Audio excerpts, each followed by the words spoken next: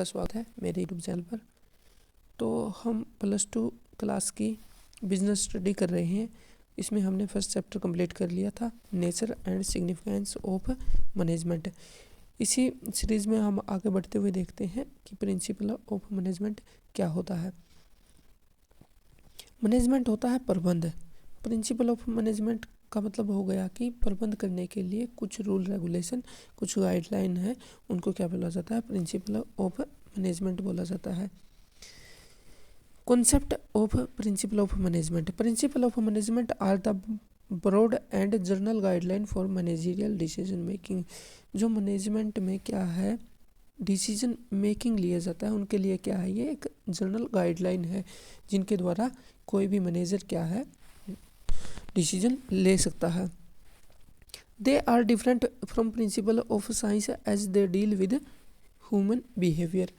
यह क्या है, जो प्रिंसिपल ऑफ मैनेजमेंट है, मैनेजमेंट के प्रिंसिपल है, वो क्या है, जो साइंस के प्रिंसिपल है उनसे अलग है। क्योंकि जो प्रिंसिपल ऑफ मैनेजमेंट है, इनको क्या किस में डील करनी पड़ती है? ह्यूमन नेचर में डील करनी पड़ती है, जिसके द्वारा इनको इतना रिजिड नहीं रखा गया है। इसमें टाइम टू टाइम चेंज होता रहता है according to the situation. They are different from technique of management as technique are method where principle are guideline to action and decision making. ये क्या है, जो मैनेजमेंट की टेक्निक है उनसे अलग है। Principle of management are different from value which are formed as generally accepted behavior in society and having moral condition, whereas principle are formed through research having technical nature। जो society की moral value है, जो हमारे management के principal हैं, वो उनसे अलग है।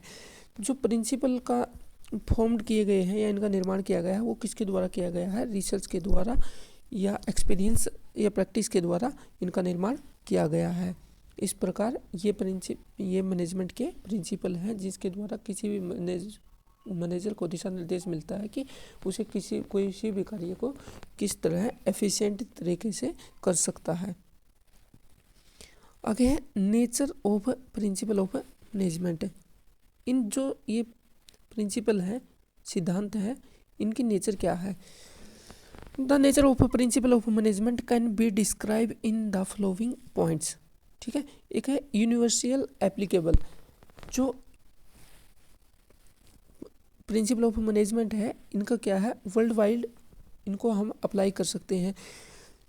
दे can be applied in all type of organisation, business as well as non business, small and well as large. इसको क्या है, हम संगठन में, बिजनेस में और नॉन प्रॉफिट ऑर्गेनाइजेशन में, और क्या है, छोटे या बड़े किसी तरह के भी बिजनेस में इनका इस्तेमाल किया जा सकता है। जनरल गाइडलाइन, ये प्रिंसिपल जरूर है, लेकिन इनका मतलब ये नहीं है कि जैसा इनमें बता दिया गया सिर्फ वैसा ही होगा। ये क्या है, सिर्फ जनरल गाइडलाइन है, उन दिशा निर्देश हैं जो मैनेजर को दिए जाते हैं। ठीक है, लेकिन अंतिम निर्णय किसका होगा? अंतिम निर्णय मैनेजर का होगा अकॉर्डिंग टू इन्वायरमेंट। इसमें क्या है, चेंज किया जा सकता है टाइम टू टाइम, ये डायनेमिक है। आगे formed by practice and experimentation. इनको क्या है, बार बार प्रैक्टिस और रिसर्च वर्क के द्वारा इनका निर्माण किया गया है। फिर है फ्लेक्सिबल। ये रिजिड नहीं है, जैसे कि पहले बताया था, ये फ्लेक्सिबल है अकॉर्डिंग टू सिचुएशन। इनमें हम मॉडिफिकेशन कर सकते हैं according to demand of situation. Mainly behavioural,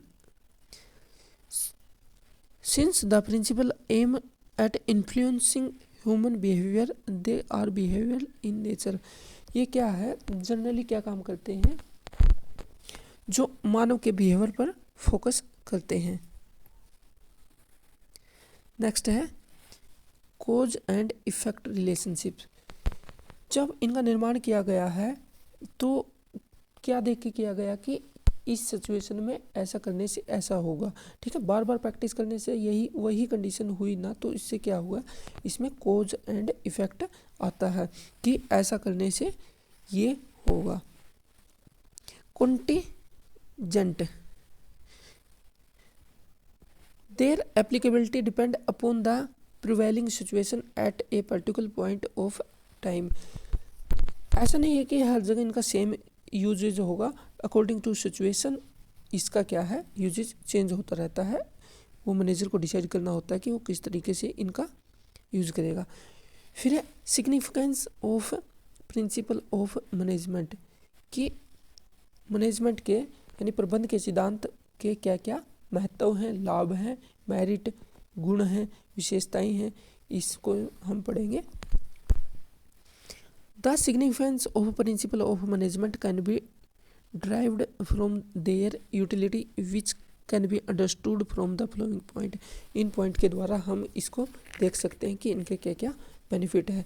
providing manager with useful insight into reality, ये क्या है, मैनेजर को अच्छी दिशा दिखाते हैं जिसके द्वारा उसमें सोच में सुधार करते हैं, जिसके द्वारा वह अच्छा डिसीजन ले पाता है।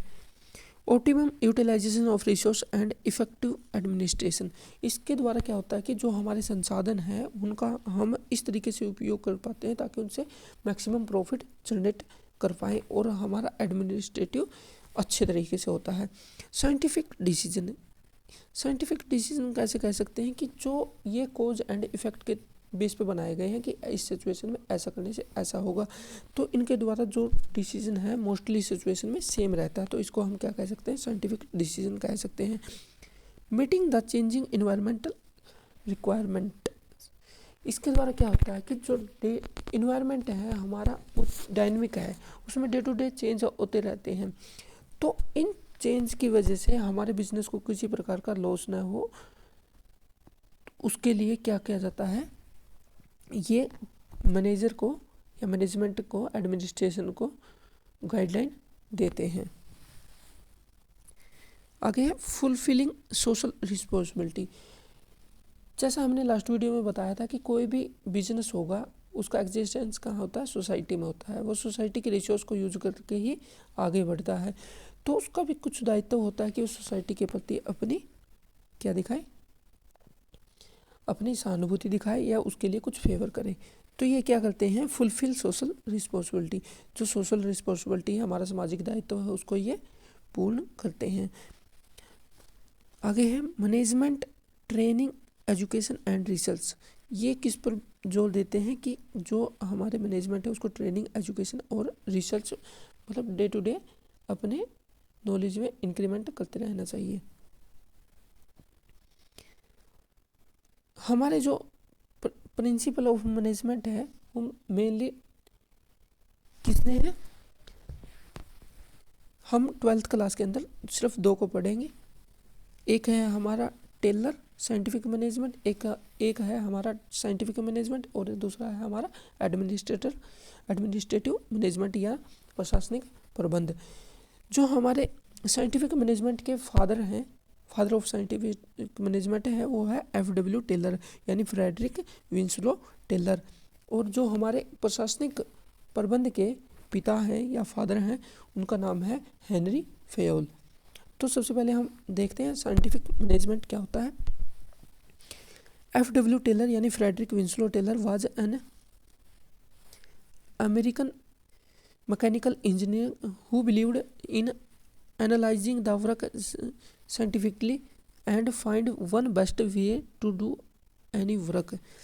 जो F.W. टेलर था वो कौन था, अमेरिका का था, कौन था, एक इंजीनियर था। वो क्या किस में भरोसा रखता था कि कोई भी वर्क है उसको साइंटिफिक यानी वैज्ञानिक तौर पे विश्लेषण किया जाए ताकि किसी भी चीज़ को करने का बेस्ट से बेस्ट तरीका निकाला जाए। ठीक है, फिर उसने एक पुस्तक लिखी थी, his book principal of scientific management. कौन सी पुस्तक लिखी थी, principal of scientific management was publish in 1911, और इसमें उसने कुछ प्रिंसिपल दिए थे जिसके द्वारा हम मैनेजमेंट को साइंटिफिक वे में कर सकते हैं। इसके प्रिंसिपल क्या क्या थे, प्रिंसिपल ऑफ साइंटिफिक मैनेजमेंट क्या थे, Taylor give the following principle of scientific management, science and not the rule of thumb. इसका मतलब है कि हमें किसी भी वर्क को करने के लिए हमें वैज्ञानिक दृष्टिकोण से सोचना चाहिए, ना कि हमें लकीर का फ़कीर बनकर रूढ़िवादी परंपरा को फॉलो करना चाहिए कि जो पीछे से चला आ रहा है। इसको हम क्या बोलते हैं, रूल ऑफ थंब बोलते हैं। ठीक है, which implied developing one standard method through work study unifying the best practices globally which would result in optimum resource utilisation. इसमें किसी भी कार्य को करने का हमें सबसे बेस्ट वे तरीका ढूंढना चाहिए जिसको हम ग्लोबलाइज क्या कर सकें, यूज कर सकें। Next one is harmony not Discord. इसमें क्या आता है कि विच implied that there should be mental revolution on part of manager में क्या होना चाहिए, मेंटल रिवोल्यूशन होना चाहिए, जिससे क्या है worker and owners to respect each other, वो एक दूसरे की रिस्पेक्ट करें। ठीक है, others role and eliminating any conflict, जो भी उनमें वाद विवाद है उसको दूर करके ऑर्गेनाइजेशन गोल को फोकस करें। आगे है कोऑपरेशन नॉट इंडिविजुअलिज्म, कि इसमें क्या है कि जो हमारे जितने भी ऑपरेशन है संस्था के, वो एक साथ मिलजुल कर करना चाहिए, न कि हम अकेले अकेले क्या करें, व्यक्तिगत ऑपरेशन करें। ठीक है, यदि हम सभी मिलकर सबका डिसीजन या सभी एक दिशा में सोचेंगे तो उससे क्या है, जब हम अपने लक्ष्य को जल्दी से जल्दी फुलफिल कर सकते हैं। It is an extension of principle of harmony, principle of harmony का उसके आगे बढ़कर है not discord whereby constructive suggestion of worker should be adopt. यदि वर्कर के द्वारा कोई सलाह दी जाती है तो उसको अडोप्ट करना चाहिए। They should not go on strike as both management and worker share responsibility and perform together, जो भी उनकी क्या है उनको एक दूसरे के साथ मिलकर उनकी ड्यूटी का पालन करना चाहिए। In fact there should be complete cooperation between the labour and management instead of individualism, कि क्या होना चाहिए, इसमें बताया गया है कि जो लेबर और मैनेजमेंट के बीच में ऐसा रिश्ता होना चाहिए, एक सहयोग की भावना होनी चाहिए, जिसमें न कि वो व्यक्तिगत को प्राथमिकता दें। Next one is development of each and every person to his और her greatest efficiency and prosperity. इसमें बताया गया है कि प्रत्येक व्यक्ति में कोई भी हो, उसमें हमको उसको इतना एफिशिएंट बनाना चाहिए और इतनी प्रोस्पेरिटी दिखानी चाहिए ताकि वो अपने ग्रेटर हायर लेवल पर पहुंच जाए, जिससे क्या है हमारे ऑर्गेनाइजेशन गोल को हम क्विकली अचीव कर सकें।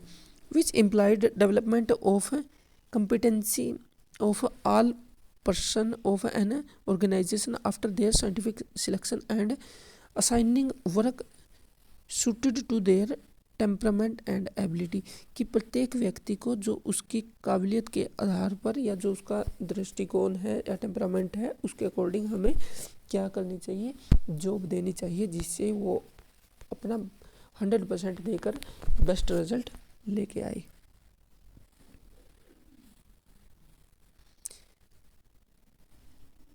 ये तो थे प्रिंसिपल। अब आती है technique of scientific management. Technique हम इसको कैसे लागू कर सकते हैं, ऐसी कौन कौन सी चीज़ हैं जिनके द्वारा हम ये ध्यान रख सकते हैं, इनको हम यूज कर सकते हैं। सबसे पहला है functional foremanship. Functional foremanship is a technique in which planning and execution are separate. इसमें क्या होता है, जो प्लान बनाया जाता है और जो एग्जीक्यूशन किया जाता है वो अलग अलग होता है। They are a type of specialised professional for each under planning and execution. इसमें क्या होता है, कोई भी मैनेजर होता है उसके अंडर में क्या होते हैं, 8 टाइप के स्पेशलाइज्ड प्रोफेशनल होते हैं, जो क्या करते हैं, 4 तो किस में होते हैं, 4 तो प्लानिंग में होते हैं और 4 क्या होता है, इम्प्लीकेशन में होते हैं, जो उनको लागू करवाने में मदद करते हैं। और वो सभी मिलकर क्या करते हैं, वर्कर पे वॉच करते हैं, वर्कर पे नज़र रखते हैं, जिससे क्या होता है ऑप्टिमम परफॉर्मेंस निकल कर सामने आती है। जैसा कि इसमें एक मैनेजर हो गया, ये 4 इस साइड डिवाइड कर दिए और 4 इस साइड डिवाइड कर दिए। ठीक है, जिसमें क्या होगा, speed boss, gang boss, repair boss और इंस्पेक्टर। ठीक है, ये सभी मिलकर क्या करते हैं, इस वर्कर पर नज़र रखते हैं, जिससे क्या होता है ये अच्छे से अच्छे काम करता है, यानी अपनी जो परफॉर्मेंस को इम्प्रूवमेंट करता है। नेक्स्ट है standardisation and simplification of work. इसमें बताया गया है कि कोई भी वर्क हो उसके कुछ स्टैंडर्ड डिसाइड करने चाहिए, ताकि जो स्टैंडर्ड सेट किया जाए उसको सभी जगह लागू किया जा सके। ऐसा नहीं है कि जैसे हम जूतों में देखें तो जूते क्या आते हैं 1 number, 2 number, 3 number, 4 number, 5 number, 6 number. ऐसा नहीं है कि 1 की बजाय 1.5 आ गया, 2 के बाद 2.5 आ गया, या फिर 3.5, 3.6, 3.7, इस तरीके से नहीं आते। जूता किस शेप में आता है 1, 2, 3, 4, 5 ऐसे स्टैंडर्ड नंबर हैं उसमें ही आता है। आइए देखते हैं। Standardisation refer to developing standard of every business activity, where simplification refer to eliminating superfluous variety of product और सर्विस।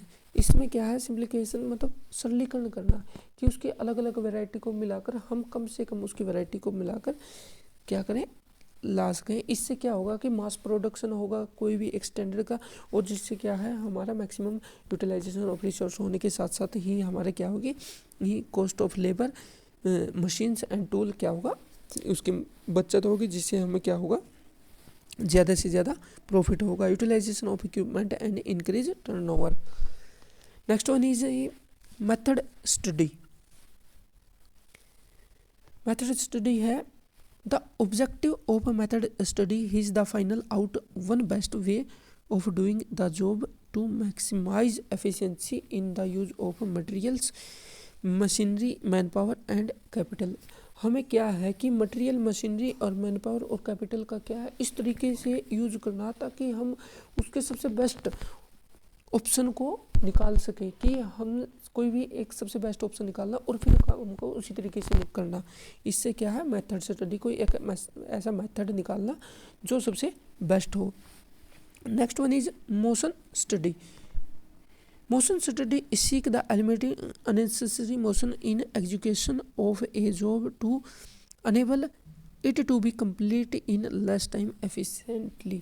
इसमें क्या है, इसमें बताया गया है कि जो भी हमारी अननेसेसरी या एक्स्ट्रा की जो एक्टिविटी होती है, हम उनको अलग करके क्या है कि उनको अलग करके हम कम से कम जो ज़रूरी हैं, जो ज़रूरी एक्टिविटी है उनको रखकर क्या कर सकते हैं, हमारे संसाधनों का प्रॉपर यूज कर सकते हैं। इसमें बताया गया है कि एक इसका बेस्ट एग्जांपल है, जो एक मिस्त्री होता है, राजमिस्त्री होता है, वो एक ईंट को लगाने के लिए 18 से 20 बार क्या करता है, रोटेट करता है उसको, मतलब इतनी गतिविधि करता है।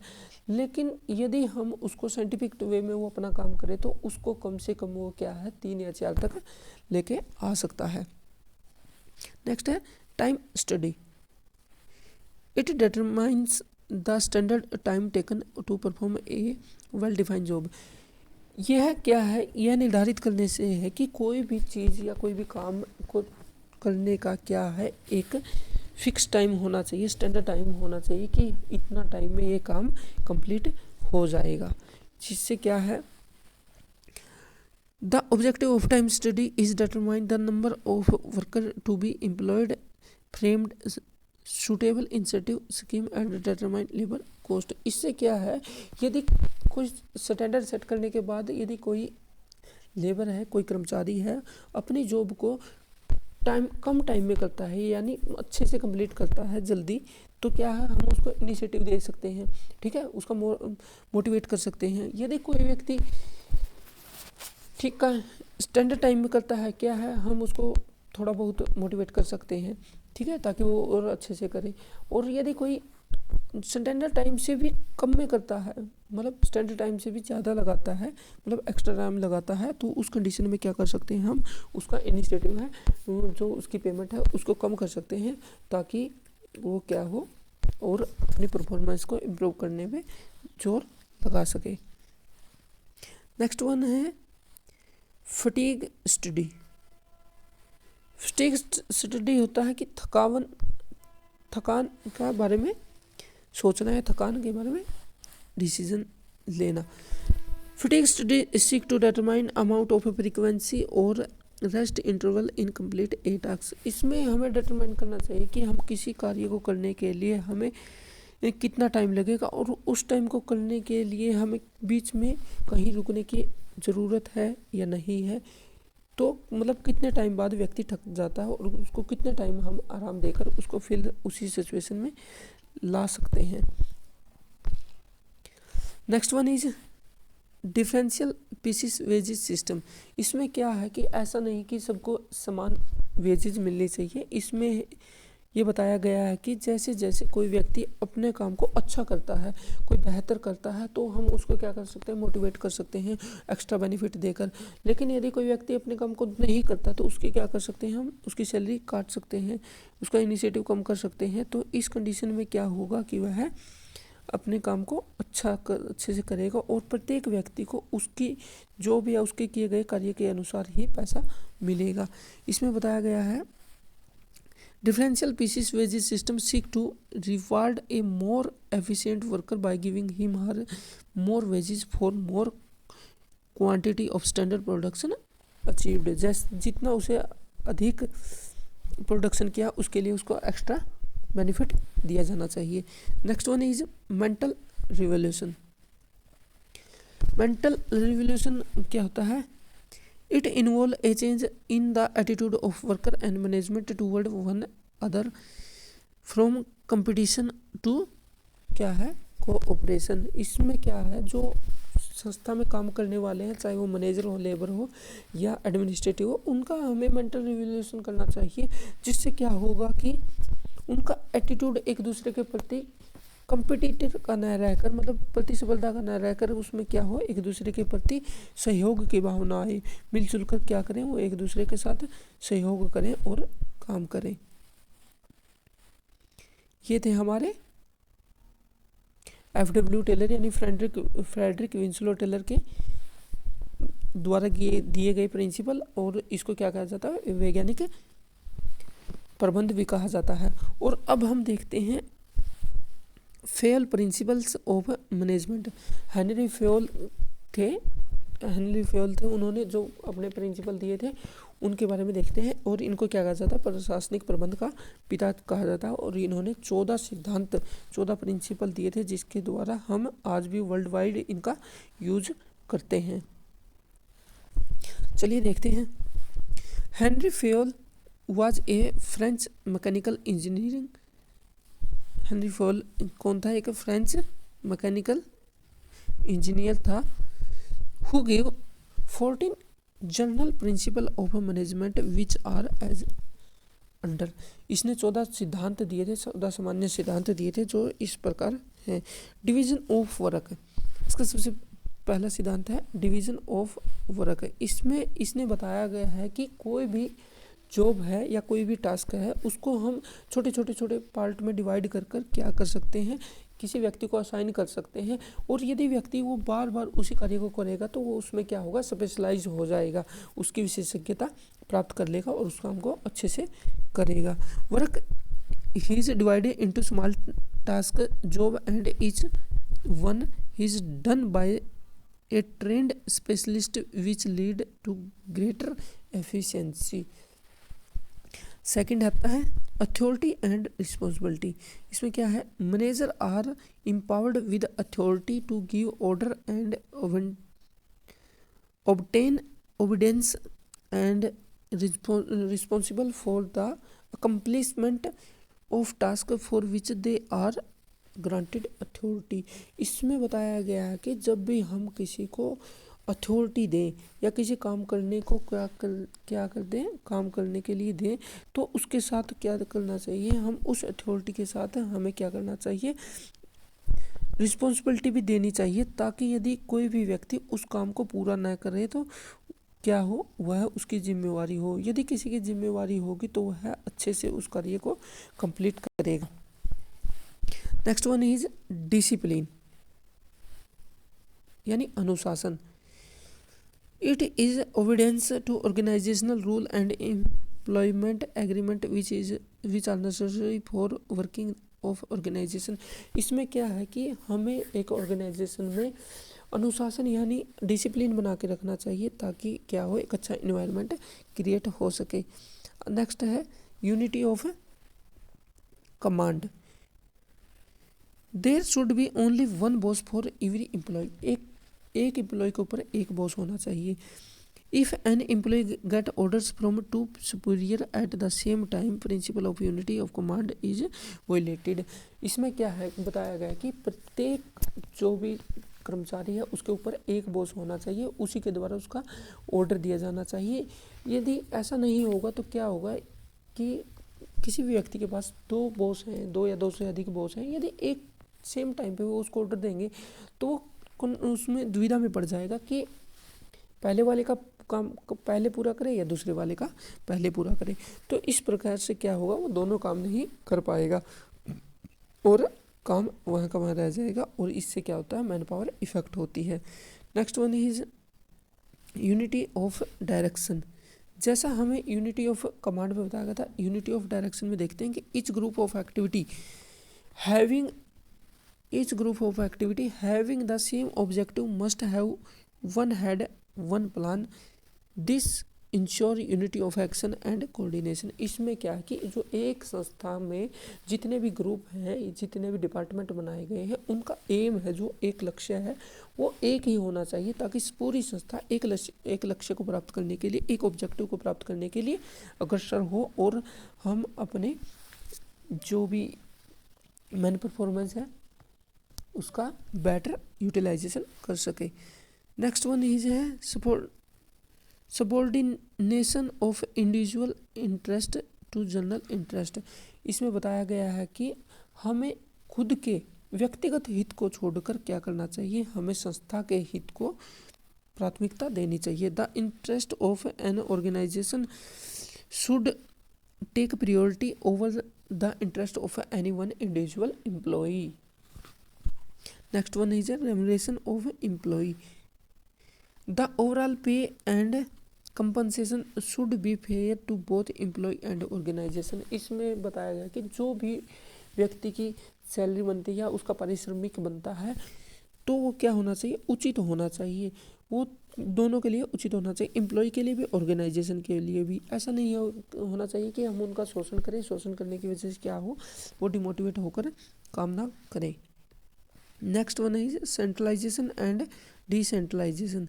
सेंट्रलाइजेशन का मेन सीधा मतलब होता है विकेंद्रीकरण। विकेंद्रीकरण में क्या होता है कि कोई भी व्यक्ति के पास यदि ज़्यादा काम है तो वो अपने काम को अपने सबऑर्डिनेट को क्या कर देना चाहिए, डिस्ट्रीब्यूट कर देना चाहिए, ताकि वो भी उस काम को करें, और जो टॉप पे मैनेजमेंट है उसकी क्या हो, उसकी जो भी रिस्पॉन्सिबिलिटी में कमी आए।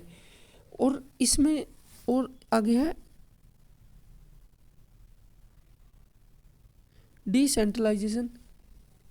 The centralization of decision making authority is called centralization.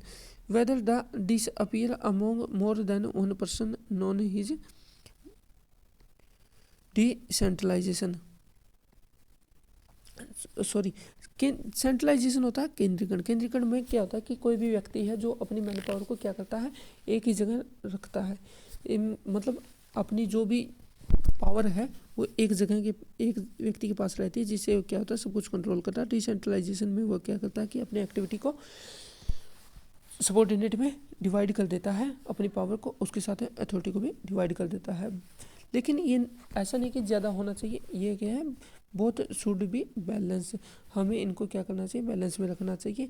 जो इम्पोर्टेंट काम है उनका क्या है, हमें खुद करना चाहिए, और छोटे मोटे कामों को हमें डिवाइड कर देना चाहिए। Next one is scalar chain. Scalar chain क्या है,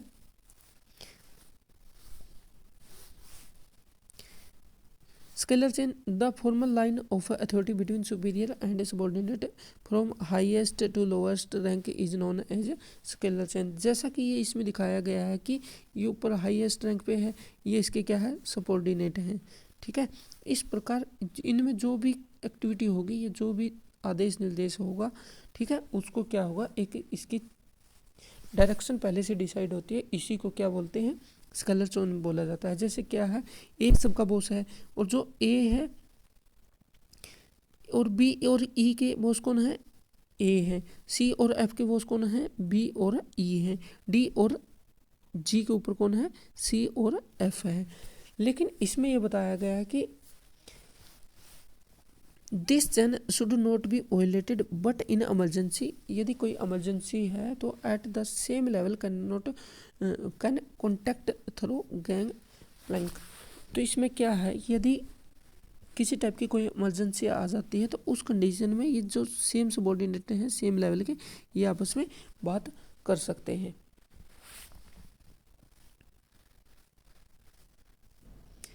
नेक्स्ट वन इज ऑर्डर, आदेश।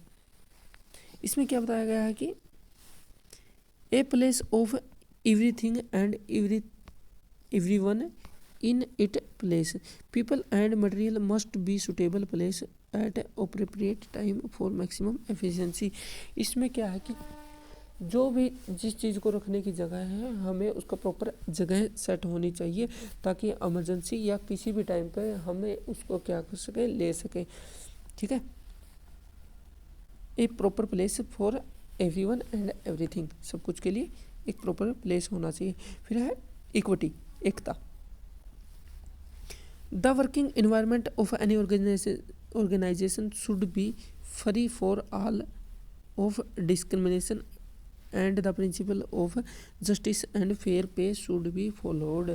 इसमें क्या है कि एक जो संस्था में उसका ऐसा इन्वायरमेंट होना चाहिए और ताकि वो जो है सबके लिए समान हो, किसी के साथ भी कोई डिस्क्रिमिनेशन यानी भेदभाव नहीं होना चाहिए।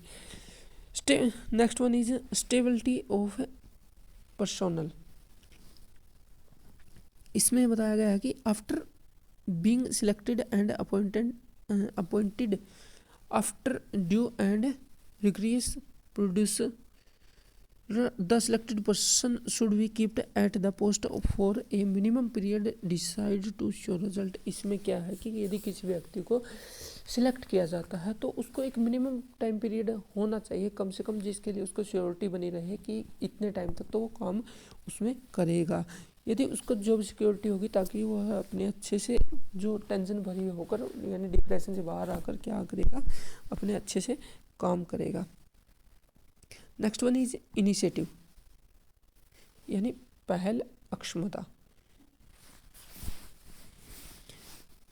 इसमें है worker should be encouraged to develop and carry out their plans for improvement. हमें क्या करना चाहिए, वर्कर को इनकरेज यानी प्रोत्साहित करना चाहिए ताकि वो अपने प्लान को किसको बताएं, एडमिनिस्ट्रेटिव को बताएं। ठीक है, initiative means taking the first step with self motivation.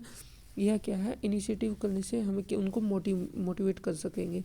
It is thinking out and executing the plan, वह प्लान को अच्छे से सोच सकते हैं। इस प्रकार हमें उनको भी पहले क्षमता देनी चाहिए, न कि उन पर हर टाइम प्रेशर क्रिएट करना चाहिए। नेक्स्ट है spirit de corps. Management should promote team spirit unity. Management should promoted team spirit unity and harmony among employ. एक मैनेजमेंट को क्या है, अपने जो अंडर में काम करने वाले एम्प्लॉय हैं उसमें एक टीम भावना यूनिटी, एकता एंड हार्मोनी क्या करनी चाहिए, जगानी चाहिए। जिससे क्या है, management should promote a team work, जिससे क्या होगा, एक आपस में भाईचारा की भावना, सहयोग की भावना होगी, जिससे क्या है सब मिलजुल कर काम करेंगे।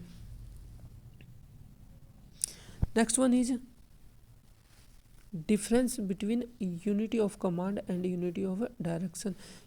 जो आदेश की एकता हो और निर्देश की एकता है, इसमें क्या डिफरेंस है, इसमें मीनिंग देखते हैं हम। सबसे पहले मीनिंग क्या कहता है कि जो यूनिटी ऑफ कमांड थी, इसमें बताया गया है कि जो भी एक व्यक्ति होता है, एक व्यक्ति को एक सबॉर्डिनेट को क्या होना चाहिए, एक सुपीरियर के द्वारा ऑर्डर रिसीव होना चाहिए। इसमें क्या बताया गया कि ईच ग्रुप ऑफ एक्टिविटी, एक संस्था में जितने भी ग्रुप हैं उनका एक ही प्लान होना चाहिए, एक ऑब्जेक्टिव होना चाहिए जिसको लेकर उसको एक्टिविटी होनी चाहिए। एम क्या है, प्रिवेंट ड्यूल सबॉर्डिनेशन, इसमें क्या है कि जो ड्यूल सबॉर्डिनेशन होता है उसको रोकना। ये और इसमें क्या है, प्रिवेंट ओवरलैपिंग ऑफ एक्टिविटी, यदि इस संस्था का एक उद्देश्य होगा तो उसकी एक्टिविटी सेम होंगी, ठीक है। और यदि बार बार व्यक्ति कोई की चीज़ को ना करे, उसको दूर करने के लिए ही क्या किया जाता है, इसका एम है prevent overlapping of activity. Implication क्या क्या है, ये किसको अफेक्ट करती है, अफेक्ट एन इंडिविजुअल एम्प्लॉय, यह एक व्यक्ति को प्रभावित करती है।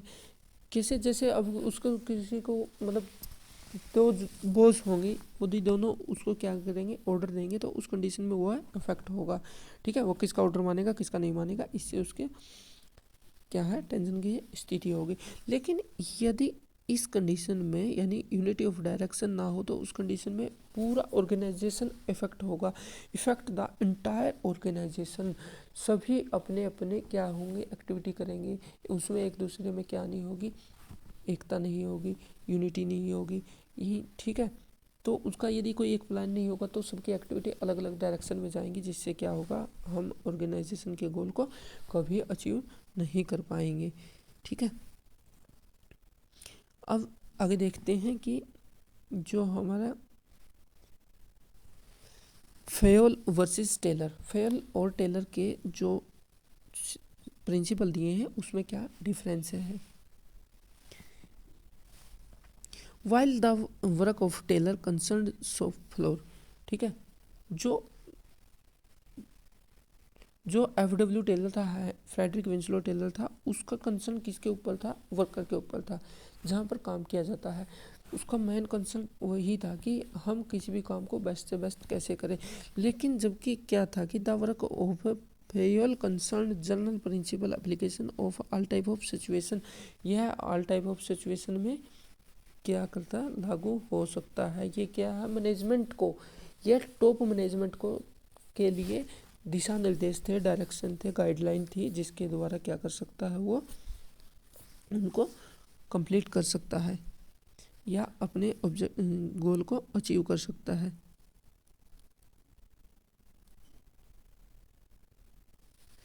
ठीक है, इस प्रकार ये हमारा क्या होता है, कंप्लीट होता है सेकंड चैप्टर।